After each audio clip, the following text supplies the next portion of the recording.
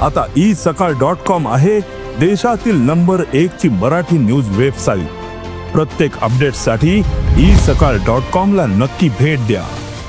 हके सर, काय सांगाल तुम्ही? फेसबुक पोस्ट केली आहे, इच्छाधारी नागाप्रमाणे भूमिका बदलण्यास शरद पवार पटायत। खरं तर पवार साहेबांची राजनीतीच मुळामध्ये या महाराष्ट्रामध्ये फक्त निवडणुका जिंकण्याचं तंत्र आत्मसात केलेला हा नेता आहे।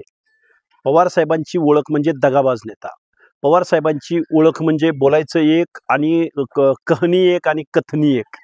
पवार साहेबांचं राजकारण म्हणजे ज्यावेळी ते ओबीसींच्या बाजूने गळा काढतात त्यावेळी ते ओबीसींच्या विरोधामध्ये षडयंत्र रचत असतात। पवार साहेबांचं राजकारण म्हणजे एका बाजूला जरांगे नावाच्या बबड्याला फ्युएल पुरवणारे, रसद पुरवणारे, त्याचं आंदोलन उभं करणारे, त्याला सपोर्ट करणारे, तिथं जाऊन भेट देणारे हेच शरदचंद्रजी पवार आज मात्र ओबीसींच्या बाजूनं मंडल यात्रा नागपुरामधून सुरू करतायत।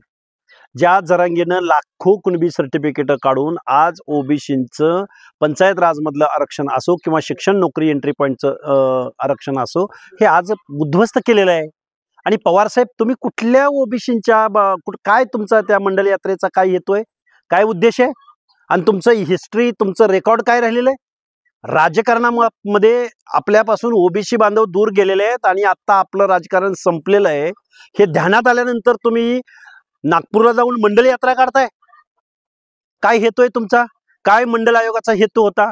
मंडल आयोगाच्या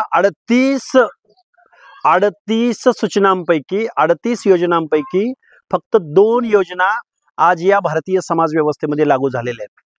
मंडल आयोगाचं म्हणणं होतं की विधानसभेमध्ये लोकसभेमध्ये ओबीसीला आरक्षण भेटलं पाहिजे। मंडल आयोगाचं म्हणणं होतं की यांना आर्थिक नियोजन झाली पाहिजेत, यांना बजेटरी तरतुदी झाल्या पाहिजेत। मंडल आयोगाचं म्हणणं होतं की गावगाड्यातल्या ओबीसीला जर निर्णय प्रक्रियेत घ्यायचा असेल तर त्यांना जमिनीचं सुद्धा वाटप केलं गेलं पाहिजे।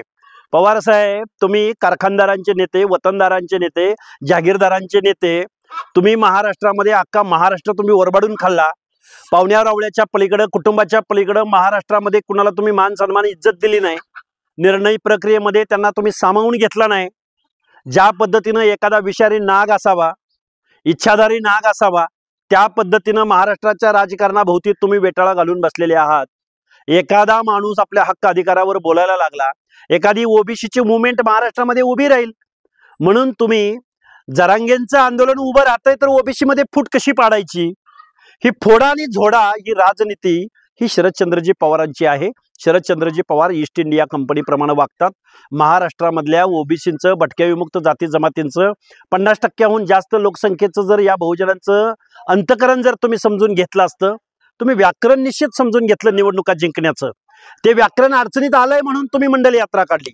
त्यामुळे शरदचंद्रजी पवार हे दगेबाज नेते आहेत आणि त्यांचा तो इतिहास राहिलेला आहे। त्यामुळे ओबीसी बांधवांना माझी विनंती आहे, ओबीसीच्या बाजूने उभं राहा, ओबीसीच्या माणसांना निवडून द्या आणि या दगेबाज माणसांना खड्यासारखं बाजूला करा, असं मी ओबीसी भटक्या विमुक्त जाती जमातीच्या सर्वसामान्य बांधवांना मी विनंती करेन। ओबीसी आणि मराठा समाजामध्ये देवेंद्र फडणवीस वाद तयार करत आहेत। यापुढील काळात दोन्ही समाजात दंग झाली तर याला जबाबदार फडणवीस राहतील असं मनोज जरांगे म्हणतायत। हे बघा, मनोज जरांगे काहीही बोलतात। आज देवेंद्र फडणवीसांना ते काहीही बोलतात। देवेंद्र फडणवीस हे महाराष्ट्राचे मुख्यमंत्री आहेत। 12-13 करोड जनतेने त्यांना निवडून दिलेला आहे। देवेंद्र फडणवीसांचा अपमान किंवा पान उतारा म्हणजे महाराष्ट्राचा अपमान, पान उतारा आहे। त्यामुळं आणि त्यांच्याकडेच तुम्ही मागणी करायला जाताय। त्यामुळे जरांगेंनी काय बोलावं काय नाही बोलावं ते त्यांच्या पात्रतेनुसार आणि कुवतीनुसार बोलतील। पण देवेंद्र फडणवीसांना आमचं मात्र म्हणणं असं आहे, देवेंद्र फडणवीस साहेब, ज्यांना सामाजिक न्याय मिळावा, ज्या कावकुसाबाहेरच्या बलुत्या आलुत्यांना, कारून आरूंना, भटक्या विमुक्त जाती जमातींना एक सोशल जस्टिस म्हणून मंडल आयोग लागू झालाय, तोच जर लाखो कुणबी सर्टिफिकेटद्वारे जर हे आरक्षण उद्ध्वस्त होणार असेल तर देवेंद्र फडणवीस साहेब, तुम्ही या ओबीसींच्या बाजूने उभं राहा।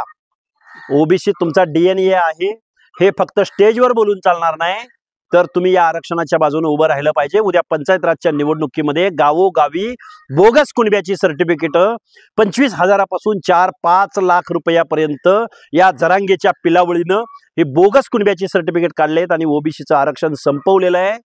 जर मराठा बांधव जर ओबीसी मध्ये सामील झाला तर शिक्षणामध्ये, नोकऱ्यामध्ये, उद्या एखाद्या नगरपालिकेच्या निवडणुकीमध्ये गावच्या सरपंच पदाच्या निवडणुकीमध्ये गावगाड्यातला बलुतेदार अलुतेदार भटक्या विमुक्त जाती जमाती यांच्या स्पर्धेमध्ये फडणवीस साहेब टिकतील का? तुम्हाला ठाम भूमिका घ्यावी लागेल. ठाम सामाजिक न्यायाच्या प्रतीक्षेमध्ये असणाऱ्या लोकांच्या पाठीशी उभं राहावं लागेल. फक्त ओबीसी DNA आहे असं म्हणून चालणार नाही. जरांगेंनी काय बोलावं काय नाही बोलावं हा जरांगेचा प्रश्न आहे. पण जरांगेच्या जर दबावाला झुंडशाहीला तुम्ही बळी पडला तर ओबीसी बांधव मात्र खूप मोठा उठाव या महाराष्ट्रामध्ये करतील.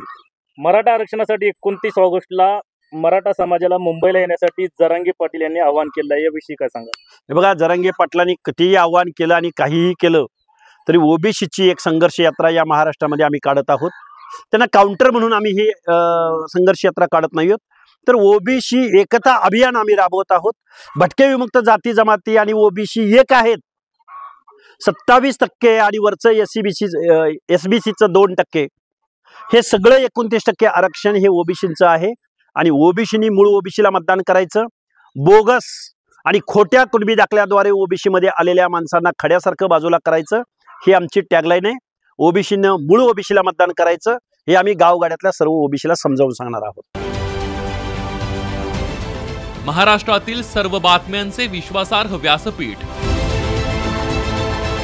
सकाळच्या सर्व सोशल मीडिया प्लॅटफॉर्मला लाईक, फॉलो आणि सबस्क्राईब करा. तसंच सर्व नोटिफिकेशनसाठी बेल आयकॉन प्रेस करायला विसरू नका.